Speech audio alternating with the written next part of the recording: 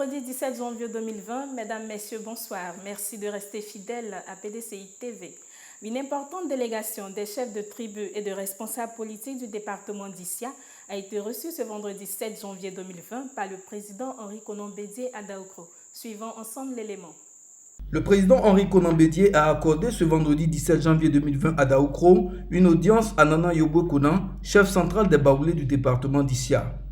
Nana Yoboué Konan, à la tête d'une forte délégation qui comprenait les chefs de tribu des 7 sous-préfectures du département d'Issia et de responsables politiques du mouvement Yeboyekoun, est venu souhaiter les vœux de nouvel an au président Henri Konan Bédié. Ils ont salué les efforts du président Bédié en faveur de la paix et de la réconciliation nationale et l'ont rassuré de leur franc et ferme soutien. Les responsables politiques du mouvement Yeboyekoun ont réitéré au président du PDCI-RDA leur engagement à œuvrer sur le terrain politique pour assurer la victoire du PDCI-RDA en octobre 2020. La réaction de leur porte-parole au micro de PDCI TV. On est venu voir le président de la République, le président Henri Konan Bédié, pour lui dire qu'on le soutient.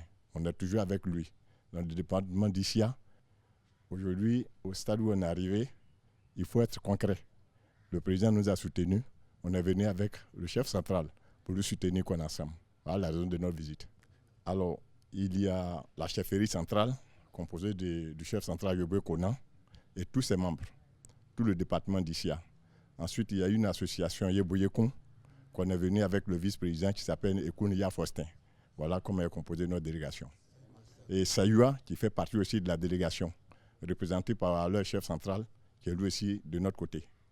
La Coalition pour la démocratie, la réconciliation et la paix, CDRP, et la plateforme Ensemble pour la démocratie et la souveraineté, EDS, ont animé une conférence de presse conjointe le lundi 16 janvier 2020 au siège du Front populaire ivoirien FPI.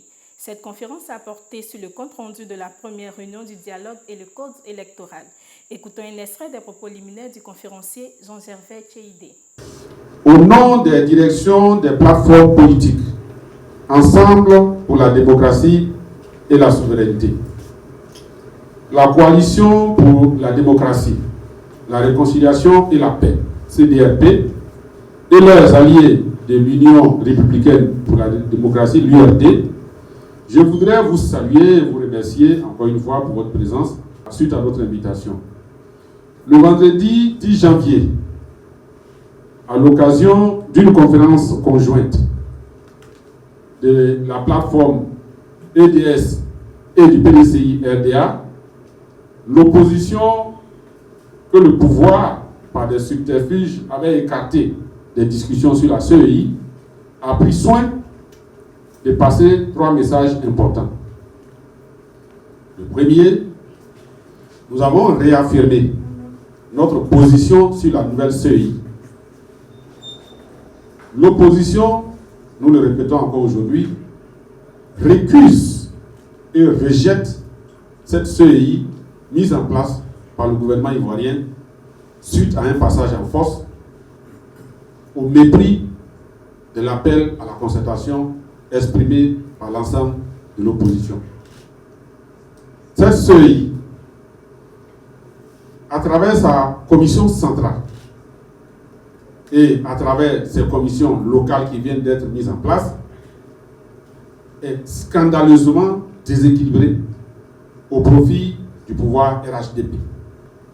Les discussions doivent donc être entièrement reprises afin de doter la Côte d'Ivoire d'un organe électoral véritablement conforme aux normes internationales, indépendant et capable de nous garantir des élections démocratiques, crédibles et donc apaisées en 2020. Deuxième message que nous avons passé, tout en continuant de marteler donc que cette CEI, qui est grossièrement inféodée au pouvoir du RHDP, ne peut pas organiser des élections, nous avons aussi clairement affiché notre détermination à prendre une part active et constructive aux discussions sur le code électoral auquel le gouvernement nous a invités pour la deuxième phase du dialogue politique. Le troisième message que nous avons passé, c'est que, ayant été nourris de l'expérience que nous avons vécue lors de la première phase du dialogue politique sur la CEI, où le pouvoir RHDP a manœuvré pour nous écarter et ensuite nous accuser de pratiquer la politique de la chaise vide, l'opposition a décidé cette fois-ci de tenir l'opinion publique régulièrement informée du déroulement des pourparlers, des discussions avec le gouvernement, afin que nous soyons tous au même niveau d'information. C'est la raison de la présente conférence de presse. Au cours de cette conférence conjointe de la Coalition pour la démocratie, la réconciliation et la paix et la plateforme Ensemble pour la démocratie et la souveraineté, les conférenciers ont répondu aux préoccupations des journalistes. Amelamant de PDCI TV. Tout à l'heure, vous avez dit que vous refusez la CEI.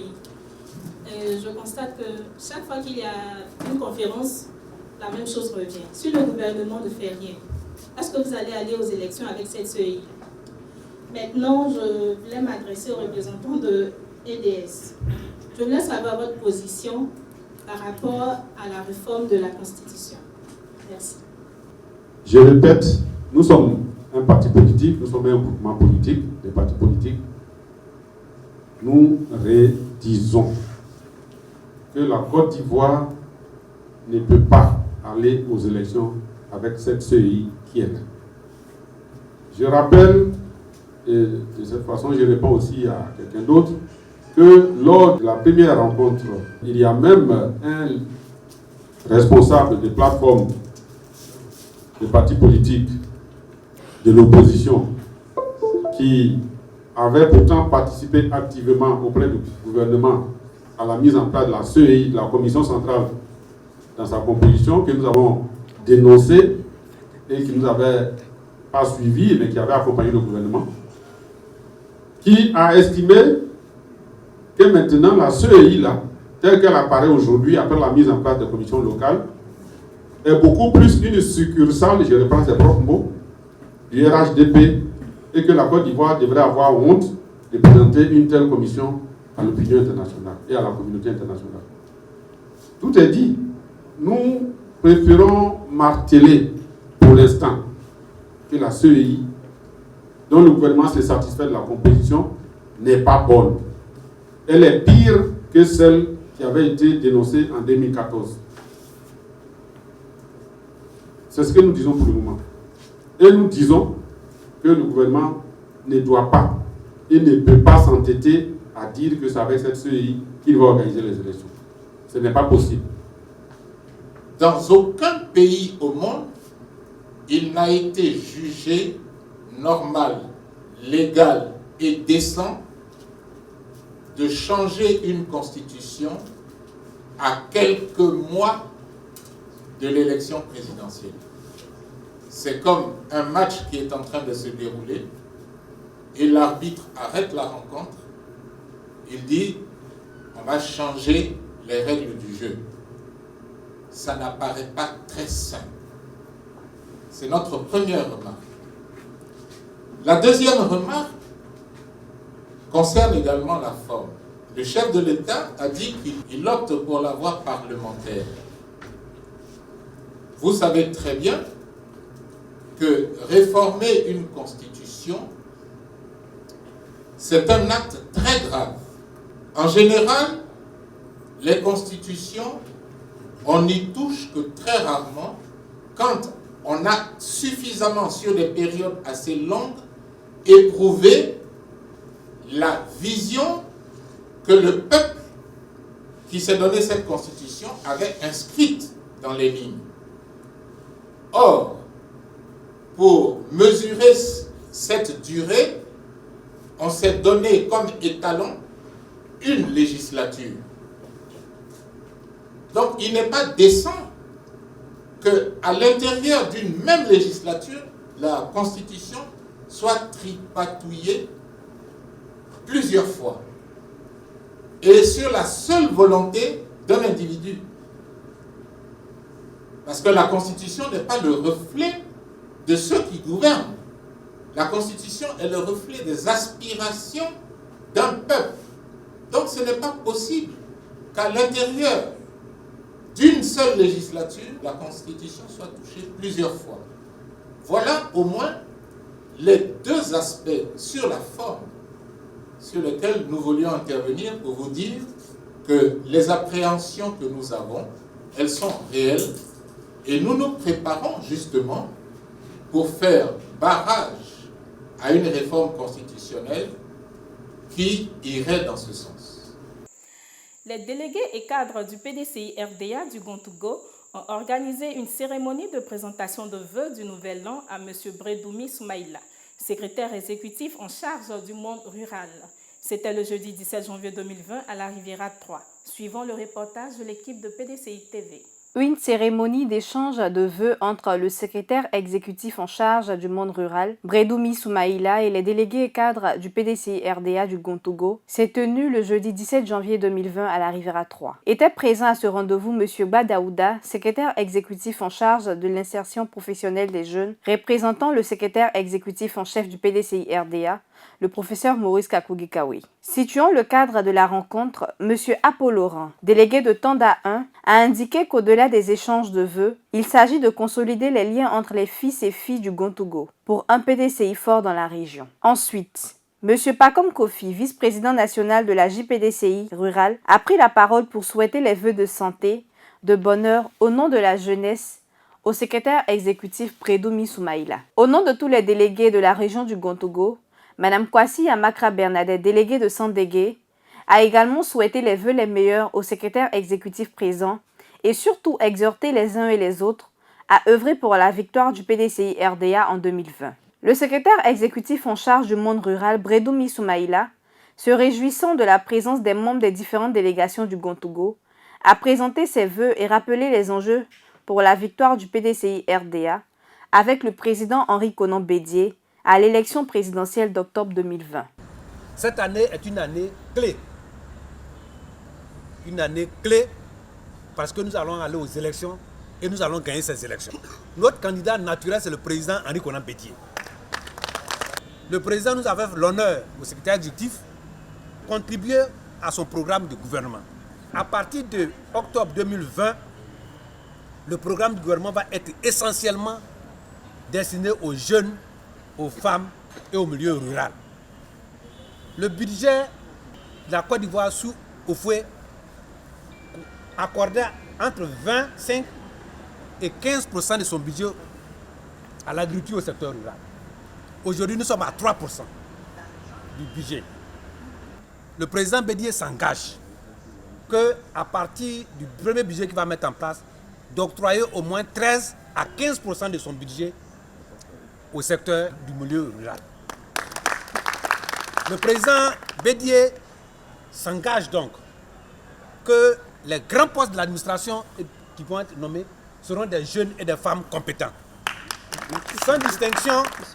Sans distinction de région, sans préalable d'engagement au PDCI-RDA, parce que la Côte d'Ivoire sera gérée conformément à la Constitution qui ne fait pas de distinction entre les religions et les ethnies et les opinions, mais basée essentiellement sur le parti. À compétence égale, le parti primera. Mais s'il n'y a pas un gars du parti qui est compétent, qu'un Ivoirien est compétent, on lui donnera les moyens de servir son pays sans distinction d'ethnie, de religion ni d'opinion. Ça, le président Bédié le fera, il l'a fait et il le fera. Enfin, le représentant du secrétaire exécutif en chef du PDCI-RDA, M. Badaouda, a salué cette initiative des élus et cadres du Gontougo et remercié pour l'honneur qui lui a été fait de représenter le secrétaire exécutif en chef à cette belle soirée. Frères et sœurs, notre parti se trouve aujourd'hui à la croisée des chemins. Mais quand on est à la croisée des chemins, il faut savoir prendre la bonne route. Et le PDCI-RDA a pris la bonne route sous le leadership incontestable du président Henri Konan Bédié. Il est clair que pour y arriver, nous devons observer les urgences, travailler sur les urgences du moment. Les urgences, vous les connaissez, je n'ai pas besoin de les rappeler. Il y a toutes les diligences que nous a assignées le président Henri Konan Bédié, mais également il y a des gros dossiers qui concernent les enrôlements et les cartes nationales d'identité. Faites en sorte que dans nos régions, les jeunes, les femmes, les hommes puissent avoir leur carte d'identité, puissent avoir leur pièce et soient inscrits sur la liste électorale. Notre victoire dépend de ça. Je voudrais également rappeler à votre souvenir que notre parti, dans ce combat, doit pouvoir tenir compte des nouveaux majeurs. Ils sont des centaines de milliers qui n'ont aucune pièce. Nous devons faire en sorte que leur entrée dans la vie politique, en prenant des décisions au niveau électoral, soit à la faveur absolue du PDC-RDA dans le Gontougou. Des participants se sont prêtés au micro de PDCI TV à la fin de cette cérémonie. Ça a été une cérémonie très sympathique. Nous avons sollicité cela parce que nous voulions présenter nos vœux à notre secrétaire exécutif qui est du Gontougou, le docteur Brandoumi Kwasi Soumaïla. Ça a été très bon. Nous avons échangé, nous avons fait des vœux mutuels. Je crois que c'est de bon augure parce que 2020 est une année de combat, une année de lutte. Nous croyons qu'avec l'union, avec la solidarité, nous allons remporter toutes les batailles qui vont se présenter à nous. Ce que nous voulons, c'est que le Gontougou donne l'exemple à toute la Côte d'Ivoire. Montrer la voie à suivre pour que 2020, le PDCI revienne au pouvoir. Et donc, bonne année à tous. Que Dieu bénisse la Côte d'Ivoire, que Dieu bénisse le PDCI, que Dieu bénisse le président Bédié. Les orientations données par le président ont été rééditées ici. Et vous avez vu que tout le Gontougou était pratiquement présent, du moins les cadres du Gontougou. En dehors des délégués, il y a les membres du bureau politique, grand conseil, les dames, les femmes, les jeunes. Et c'est tout cet repas sur lequel nous comptons pour la victoire du PDCI RDA en 2020. Et je suis très heureux. L'honneur qui m'a été fait, et en même temps fait à mon patron Dikayue, c'est aussi fait au président du PDCI RDA. C'est leur image qui réjaillit sur nous. Et donc nous pensons que l'union qui est aujourd'hui consacrée va nous permettre de gagner les futures batailles. Pour cette cérémonie, il fallait qu'on puisse nous retrouver et nous nous sommes retrouvés, nous sommes parlé, nous sommes présentés les vœux. J'avoue que ça s'est très bien passé. Et à travers ce petit groupe qui a été donc amené par notre aîné Bredoumi Soumaïla, secrétaire exécutif, l'ensemble, j'allais dire, de nos aînés, hein. Il y a les vice-présidents qui sont là, etc., que nous allons visiter très bientôt. Et c'est ensemble dans une synergie d'action que nous travaillons dans la région. Et j'avoue que nous allons ramener la victoire au PDCI-RDA. Je suis contente que tous les délégués du Gontougou soient réunis et d'une même voix souhaiter les vœux les meilleurs à nos vice-présidents et aussi au secrétaire exécutif Kwasi Bredoumi. Et j'ai été aussi contente de la présence de M. Kwa Daouda, secrétaire exécutif, qui représente le secrétaire exécutif en chef. Et vraiment, on voit que le PDCI, d'une même voix, s'apprête pour la victoire. D'accord, je suis Kwasi Kwaku Diabia Jean-Paul, secrétaire national chargé à l'insertion professionnelle de la JPDCI Université et Scolaire et coordonnateur de l'Est au niveau de la JPDCI Université et Scolaire. Alors aujourd'hui, nous sommes venus présenter nos vœux au secrétaire exécutif chargé du monde rural, en l'occurrence Dr Brandoumi Soumaïla, pour lui traduire notre attachement par ricochet, dit au président Henri Konan Bédié que nous sommes avec lui et que nous sommes prêts pour le combat.